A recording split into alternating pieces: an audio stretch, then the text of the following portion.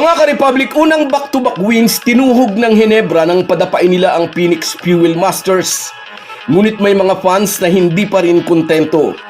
Samantala, pinatawa na ng parusa ang wrestler ng Meralco Bolts. Isang larong suspension at 100,000 pisong multa ang inihataw ng PBA kay Cliff Hodge para sa unsportsmanlike at dangerous tackle nito kay Save Lucero ng Magnolia Hotshots.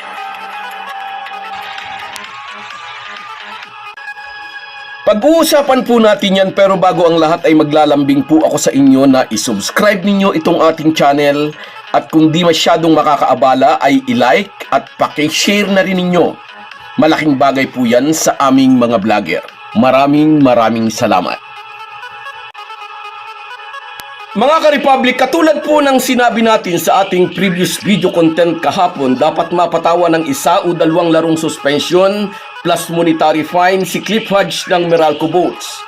Sobrang mapanganib ang tackle na ginawa nito kay Save Lucero na kung minamalas-malas ang 6'7" hotshots bigman, baka nagtamo ito ng malalang injury. Kahapon, ipinatawag na ng PBA Commissioner ang wrestler ng Meralco, kinausap, pinagpaliwanag, saka in-inform sa parusang katapat ng wrestling-like tackle niya sa very promising na si Lucero. 1 game suspension na may kasama pang 100,000 pisong multa. Pinatawan din ng 1 game suspension plus 20,000 pesos fine si Mon Jose, isa sa 3 assistant coaches ng Magnolia. Si Jose, ang assistant coach, na sang-ayon kay Cliff Hodge ay hinedbat daw siya. Katibayan ng headbutting, may maliit na sugat sa may kaliwang kilay ng Meralco wrestler. Pinagsabihan ni Commissioner Willie Marcial sina Cliff Hodge at Mon Jose. Ani Marcial, dapat laging ma-check ng dalawa ang kanilang emosyon at nag-issue ng warning na magiging mas mabigat ang parusa kapag inulit na mga ito ang kanilang mga infraction. Sa kanilang pag-uusap ng PBA Commissioner, muling idiniin ni Cliff Hodge na ang kanya lamang intensyon ay pigilan ng isang fast break play, kaya niya iyon nagawa kay Save Lucero. Resulta ng 1 game suspension, hindi makakalaro si Cliff Hodge sa susunod na game ng Meralco laban sa Blackwater sa darating na araw ng Miyerkules. Although hindi naman ganong kalakas ang kupunan ng bossing, ay magiging malaking kawalan si Hodge sa rotation ng Bolts. Sa kanilang 3-5 win-loss record, unti-unti nang lumiliit ang chance ng Meralco na maipagtanggol ang kanilang Philippine Cup title.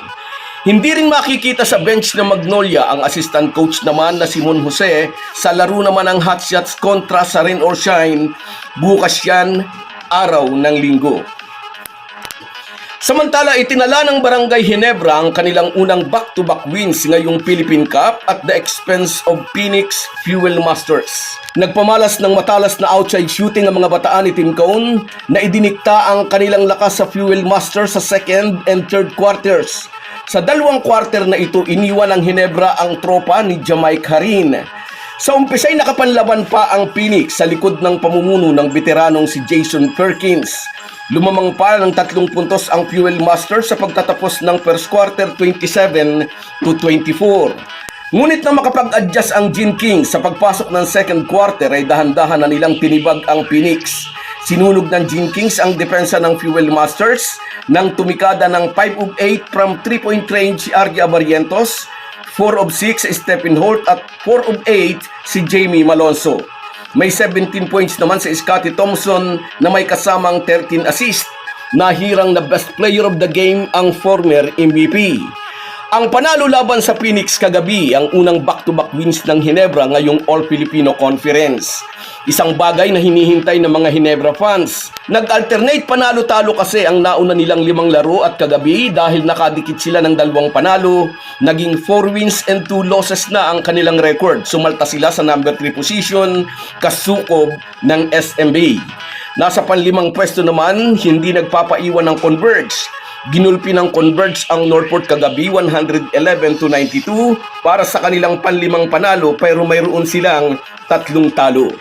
Sa out-of-town game sa Pampanga, tinalo ng Ginebra ang Converge at kagabi, pinulutan ng mga baga-alak ang Phoenix, kaya naitala na nila ang kanilang unang back-to-back wins ngayong Philippine Cup. Ito naman ang hinihiling ng kanilang mga fans, hindi ba? Yung maiwaksina ng Ginebra ang hot and cold performance. Nakadalawang dikit na panalo na nga kagabi ang mga bataan ni Tim Cone. Ginatuwa ito ng maraming Ginebra fans. Ngunit mayroon pa rin mga fans na tila hindi pa rin masaya. Sabi nitong isa, ang gusto raw nila ay manalo ang Ginebra sa malalakas na team. Gusto kong matuwa na gusto kong mainis sa komentong ito, pero sa isang banday hindi naman natin siya masisisi. Bilang Ginebra fan ay gusto niyang mamayagpag ang paborito niyang team, kaya naghahanap siya ng higit pa. Natalo ang Ginebra na makabangga nila ang malakas na kupunan ng SMB. Pero pinulbos naman ng Gin Kings ang Converge na tinitingnan bilang dark horse ngayong All-Filipino Cup dahil sa Twin Tower na mga ito na sina Justin Aranya at Justin Baltasar. Isa pang malakas na nasa kalendaryo ng Ginebra ay ang Rain or Shine. Pagkuway ang walang talong Magnolia Hotshots, makakabangga rin ng Gin Kings ang nag-aambisyon ng Grand Slam na Talk and Text. Ang mga kupunang ito ang susukat sa tunay na lakas ng mga mag-alak. So guys, yan lang muna. Hanggang sa muli. Kung wala po kayong mga viewers namin ay walang magtatagumpay na vlogger. Kaya salamat po sa inyong panunood. Shout out sa iyo, Roberto Borromeo. Dapat daw isang buwan ng suspension ni Cliff Hodge. Sa iyo rin, shout out Alan Folieros, para daw bago ng bago sa Barangay Ginebra. Oo nga naman. At sa iyo rin, Ruben San Victores, dapat daw isang season ang suspension. Sa iyo rin, Amado Arellano, shout out sa iyo, dapat daw iba na yan. At sa iyo rin, shout out Sahara Higia, good luck daw mamaya. Yes, nanalo tayo kagabi. At sa iyo rin, shout out Merson Kabadi Vlog mula naman dyan sa Oman. Salamat sa suporta, kabayan. At sa iyo rin, shout out John Paul Garcia mula sa Mindanao. Salamat sa suporta, kabayan. At sa iyo rin, shout out Burlagatan Donald mula naman dyan sa Singapore. Salamat sa laging panonood, idol. At sa iyo rin, Erwin Santiago, penalty 2, Grand Foul, dapat daw. At sa iyo rin, shout out Rodantes Sabida, dapat daw wrestling na lang ang laro ni Hodge, sabi niya.